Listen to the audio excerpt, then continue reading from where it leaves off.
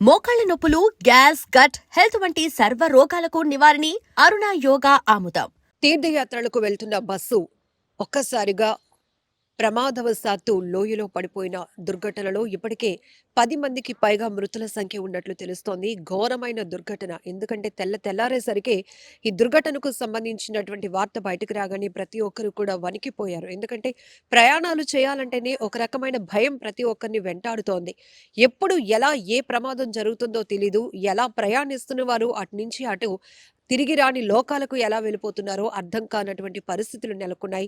అతివేగం ప్రమాదాలకు ప్రధానమైన కారణమవుతోంది. ఈ ట్రావెల్ బస్ ఏదైతే ఉందో చిత్తూరు జిల్లాకు చెందినటువంటి శ్రీ విఘ్నేశ్వర ట్రావెల్ బస్‌గా తెలుస్తోంది. ఈ బస్సు మొదట భద్రాచలంలో ఉన్నటువంటి రాముల వారిని దర్శనమైన తర్వాత అన్నవరం వస్తూ ఉండగా అల్లూరి సీతారామరాజు జిల్లా మోతుగూడెంకు దగ్గరలో అంటే తులసిపాకలకు 9 కిలోమీటర్ల దూరంలో ఉన్నటువంటి మోతుగూడెం పోలీస్ స్టేషన్ పరిధిలో ఈ ఘోరమైన దుర్ఘటన జరిగింది. అలా ఘాట్ రోడ్‌లో వెళ్తున్నటువంటి ప్రయాణిస్తున్నటువంటి ఈ ట్రావెల్ బస్సు ఒక్కసారిగా పల్టీలు కొట్టి లోయలో పడిపోయింది.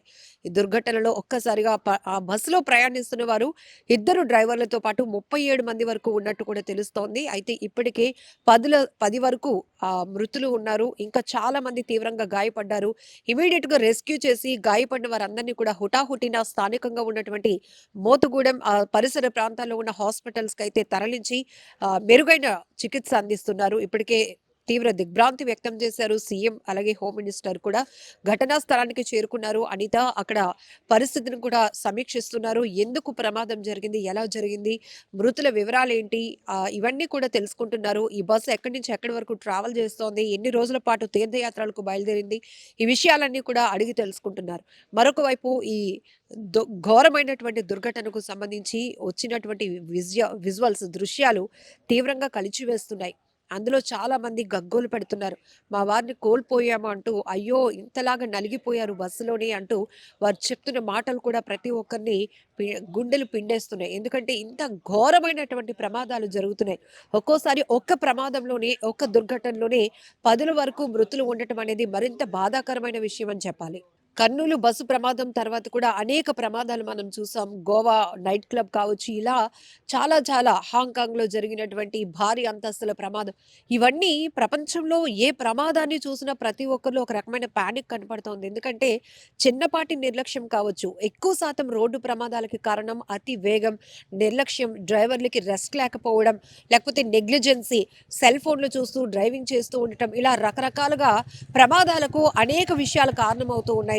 ఇప్పుడు ఈ ఘాట్ రోడ్‌లో ప్రయాణిస్తున్నటువంటి ఈ ట్రావెల్ బస్ ఏదైతే ఉందో చిత్తూరు జిల్లాకు చెందినటువంటి అక్కడి నుంచి ప్రయాణమైనటువంటి ఈ ట్రావెల్ బస్సు ఒక్కసారిగా అన్నవరం వెళ్తూ మారేడుమిల్లి సమీపంలో ఇలా ప్రమాదానికి గురి కావటం, లోయలో పడిపోవటం అనేది చాలా బాధాకరమైన దుర్ఘటనగా చెప్పొచ్చు.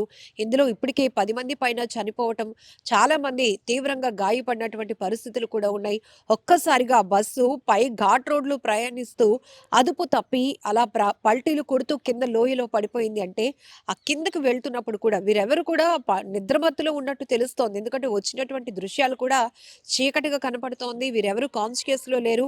ప్రమాదం గురించి అడిగితే ఎవరు చెప్పే పరిస్థితి కూడా లేదు.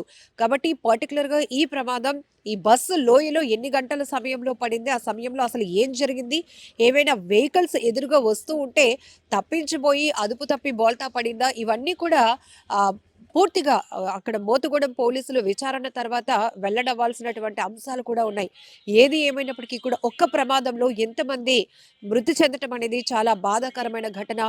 తెల్లారే సరికి ఈ దుర్ఘటన గురించి వచ్చినటువంటి వార్తలు కూడా ప్రతి ఒక్కరిని తీవ్రంగా కలవరపాటుకు గురి చేస్తున్నాయి.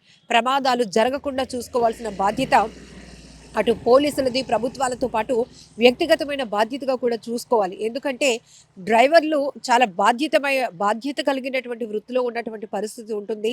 ఎందుకంటే వీళ్ళు చాలా ఎక్స్‌పీరియన్స్‌డ్ డ్రైవింగ్ స్కిల్స్ ఉంటాయి కాబట్టి ఆల్టర్‌నేట్‌గా కూడా ఇద్దరు డ్రైవర్లు ఒక బస్సులో ట్రావెల్ చేస్తూ ఉంటారు. ఇద్దరిలో ఎవరు నిర్లక్ష్యంగా ఉన్నా, ఎవరు కొద్దిపాటి నిర్లక్ష్యంతో వ్యవహరించినా కూడా ప్రమాదాలు జరగడానికి కారణమవుతోంది.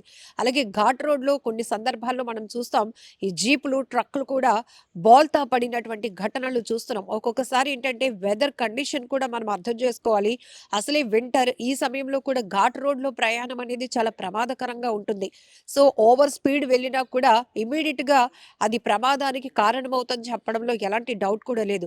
ఇక్కడ కూడా అసలు ఎగ్జాక్ట్‌లీ ఈ బస్సు అలా ప్రమాదవశాత్తు లోయలో పడడానికి ఇంకేదైనా వెహికల్ అడ్డొస్తే తప్పించిపోయి జరిగిందా? లేకపోతే ఈ స్నో వల్ల రూట్ క్లియరెన్స్ లేకపోయిందా? లేకపోతే డ్రైవర్ అతి వేగంగా పోనిచ్చడం వల్ల జరిగిందా? ఇవన్నీ కూడా అసలు ఏం జరిగిందో చెప్పడానికి ప్రస్తుతానికి ఆ బస్సులో ప్రయాణిస్తున్న వారందరూ కూడా నిద్రమత్తులో ఉన్నట్లు తెలుస్తోంది. ఎందుకంటే తీర్థయాత్రలకు వెళ్లారు అంటే సో, టెంపుల్ నుంచి మళ్ళీ ఇంకొక ప్లేస్‌కి వెళ్ళే వరకు కూడా మాక్సిమం రిలాక్స్ అయ్యి కాస్త రెస్ట్ తీసుకోవాలనే ప్రయత్నమే అందరూ చేస్తూ ఉంటారు గాబట్టి. సో, ఇప్పటికి మాత్రం అక్కడ కనపడుతున్న దృశ్యాలు, అక్కడి నుంచి వచ్చినటువంటి ప్రమాదానికి సంబంధించినటువంటి విజువల్స్ కూడా ప్రతి ఒక్కరిని తీవ్రంగా కలిచివేస్తున్నాయి. చాలామంది గగ్గోలు పెడుతూ, ఏడుస్తూ ఉన్నటువంటి పరిస్థితులు కూడా ఆ వీడియోలో వినపడుతున్నటువంటి దృశ్యాలు కూడా మీరు చూడొచ్చు. ఏది ఏమైనప్పటికీ ఒక్కసారిగా ఈ ప్రమాదవశాత్తు జరిగినటువంటి ఘోర దుర్ఘటనలో ఇంతమంది మృతులు ఉండటం చాలా బాధాకరం. క్షతగాత్రులకు మెరుగైన వైద్యం అందించాలని ఇప్పటికే ప్రభుత్వం కూడా ఆదేశాలిచ్చింది.